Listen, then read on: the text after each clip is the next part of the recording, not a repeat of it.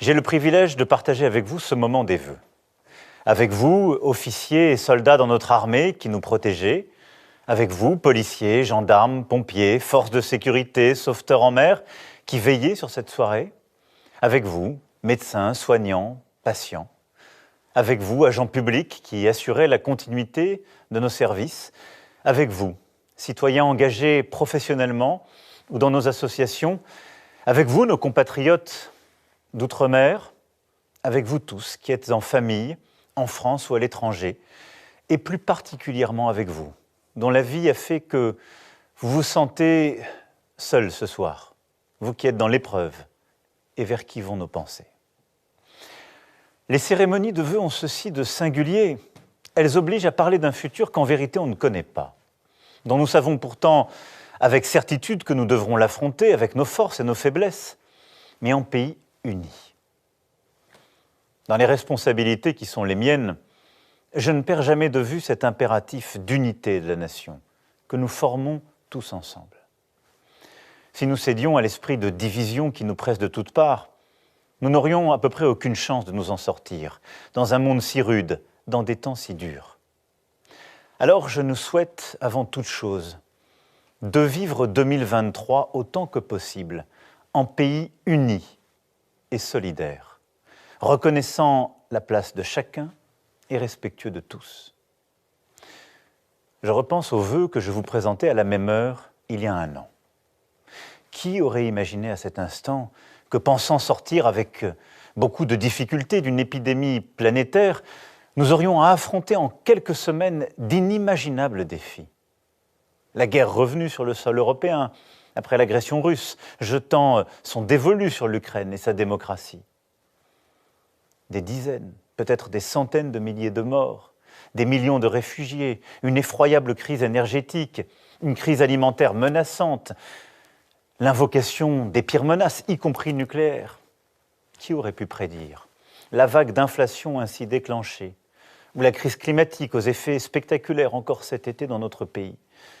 Pourtant, au fil de ces saisons de danger, ce qui est demeuré constant, une fois encore cette année, est notre capacité collective à relever ensemble ces défis. Oui, durant cette année, la France a porté avec l'Europe la voix du droit et de la liberté pour soutenir l'Ukraine. Des milliers d'entre vous ont fait œuvre de solidarité en accueillant dans nos villes et dans nos villages des réfugiés fuyant l'invasion russe. La solidarité nationale, financée par les contribuables français, a permis d'atténuer la hausse des prix de l'énergie pour chacun, de sauvegarder nos entreprises, de protéger particulièrement les revenus des plus modestes d'entre nous. Et grâce à notre action collective, nous avons soutenu la croissance, contenu l'inflation à des niveaux inférieurs à ce que connaissent nos voisins et porté le chômage à son plus bas depuis 15 ans. Nous avons en effet, cette année, continué de créer des emplois et des emplois de qualité. À chaque épreuve, l'Europe nous a permis d'agir plus vite et plus fort, pour créer un bloc de résistance uni face à la Russie, pour réinvestir dans nos industries et surtout, pour trouver à la dimension du continent les réponses aux défis du siècle. Ainsi, pendant les 6 premiers mois de cette année, alors que la France présidait le Conseil de l'Union européenne, nous avons pris les décisions pour réduire de plus de moitié nos émissions de gaz à effet de serre d'ici 2030. Nous avons acté une taxe carbone à nos frontières pour protéger nos industries et notre planète. Nous avons ensemble décidé de créer un impôt minimal sur les grandes multinationales pour lutter contre l'évasion fiscale. Et nous avons ensemble commencé à mieux encadrer les grandes plateformes du numérique. Et malgré toutes ces crises, tous ces défis, 2022 fut aussi, pour nous tous, une année démocratique intense, au cours de laquelle vous avez renouvelé notre Assemblée nationale et où vous avez, lors de l'élection présidentielle de ce printemps, décidé de me confier un nouveau mandat de 5 ans à la tête de notre nation, ce qui m'honore et m'oblige. 2022 fut aussi, une fois encore, une année de rayonnement artistique, culturel, sportif de notre pays, avec 2 prix Nobel et tant de grands moments de création et de sport. De tout cela, de tout ce que nous avons ensemble accompli durant l'année qui s'achève, soyons fiers. Il nous faut nous munir de cette fierté et de cette confiance pour aborder l'année qui vient. Car je crois que cette année 2023 est d'abord celle de questions que je sais inquiétantes et de crises une fois encore à affronter. Aura-t-on des coupures d'électricité ? Si nous continuons à économiser l'énergie, comme nous le faisons depuis quelques mois, et comme je vous l'annonçais dès le 14 juillet dernier, et que nous continuons de remettre en service nos réacteurs nucléaires comme prévu, nous y arriverons. C'est entre nos mains. Aura-t-on des augmentations du prix de l'énergie ? Là aussi, nous avons mis des réponses concrètes en place.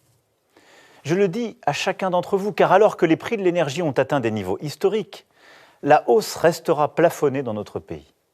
Je le dis en particulier à nos artisans, nos boulangers, mais aussi à nos entreprises les plus industrielles. Dès demain, vous aurez des aides adaptées, en plus du bouclier tarifaire déjà mis en place, de telle sorte que la pérennité de votre activité, de nos emplois, de notre compétitivité puisse être assurée. Et à chaque fois qu'il le faudra, le gouvernement adaptera ses réponses, comme il l'a fait à chaque instant. Surtout, nous accélérerons les solutions pour sortir de nos dépendances et avoir un prix de l'électricité qui correspond à son coût de production. Allons-nous à nouveau subir une vague de Covid et l'épidémie aura-t-elle une fin ? Là aussi, nous pourrons faire face. D'abord, grâce à l'usage raisonnable et adapté des gestes barrières contre le virus que nous avons appris. Ensuite, grâce à la vaccination qui a montré son efficacité. Et j'incite ce soir tous nos compatriotes de plus de 70 ans en particulier à faire leur rappel ou à se faire vacciner si ce n'est pas déjà fait. Enfin, en testant, en séquençant, en établissant des contrôles aux frontières.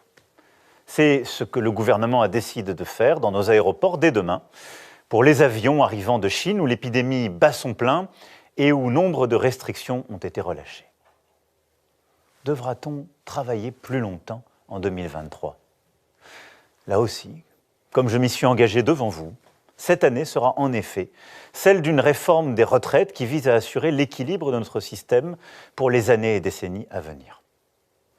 Il nous faut travailler davantage, c'est le sens même de la réforme de l'assurance chômage qui a été portée par le gouvernement et votée par le Parlement. C'est aussi le sens de cette réforme sur laquelle le gouvernement, avec les partenaires sociaux et le Parlement, a travaillé dans les mois qui viennent pour finir de mettre en place des nouvelles règles qui s'appliqueront dès la fin de l'été 2023. L'objectif est de consolider notre régime de retraite par répartition qui, sans cela, serait menacé, car nous continuons de le financer à crédit. Pour ce faire, l'allongement de nos carrières de travail sera progressif. Il se fera par étapes sur près de 10 ans. Il sera aussi juste, en tenant compte des carrières longues, des carrières hachées, de la difficulté de certaines tâches, de certains métiers.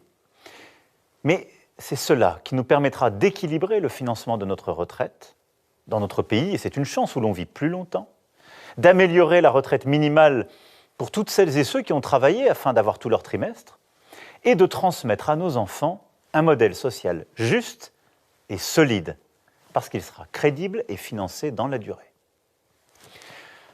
Dans la longue histoire de notre nation, il y eut des générations pour résister, d'autres pour reconstruire, d'autres encore pour étendre la prospérité conquise. En ce qui nous concerne, il nous revient d'affronter ce nouveau chapitre d'une rude époque. Et au-delà des urgences de cette année, que je viens pour partie de mentionner, d'avoir la charge de refonder nombre des piliers de notre nation, qu'il s'agisse de notre école, de notre santé, de nos transports, de l'aménagement de notre territoire, de nos industries, et j'en passe. Il nous faut pour cela rester unis, mais aussi maintenir une ambition collective intacte. Une ambition pour continuer de transformer notre pays face au corporatisme et face à toutes les bonnes raisons de faire comme avant, ou à la tentation de l'esprit de défaite. C'est ainsi que nous serons utiles à notre jeunesse et aux générations qui viennent. Depuis 5 ans, nous avons largement commencé ce travail de transformation, de simplification, de lutte contre les pesanteurs, mais c'est parfois trop peu, encore souvent trop lent. Et comme vous, je m'impatiente, mais sans jamais céder à la facilité ou à la fatalité. Aussi, je nous souhaite pour 2023, par notre travail et notre engagement, d'œuvrer à refonder une France